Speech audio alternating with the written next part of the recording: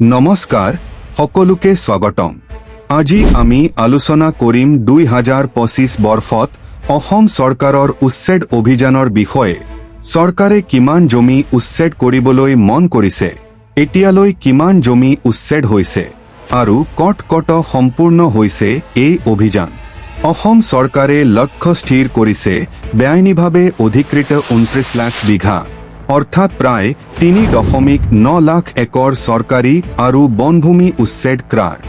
2021 চনৰ পৰা এতিয়ালৈ 1,29,000 বিঘা অৰ্থাৎ প্ৰায় 42,000 একৰ ভূমি উচ্ছেদ হৈছে। উল্লেখযোগ্য স্থানসমূহ য'ত উচ্ছেদ অভিযান সম্পূৰ্ণ হৈছে: বুৰিয়ানঘাট, গোলাঘাট। 3,306 একৰ জমি পৰিয়াল প্ৰভাৱিত। পাইকন ৰিজাৰ্ভ ফৰেষ্ট, গোৱালপাৰা।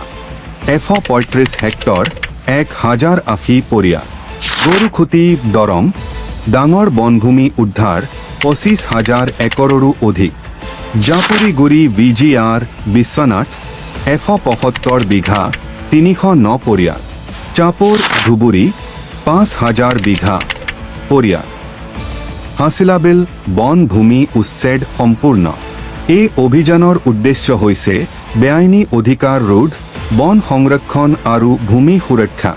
যদিও বহুত পৰিয়াল প্ৰভাৱিত হৈছে, চৰকাৰে মৰম আৰু শান্তিপূৰ্ণ স্থানান্তৰৰ বাবেও যথেষ্ট ব্যৱস্থা লৈছে।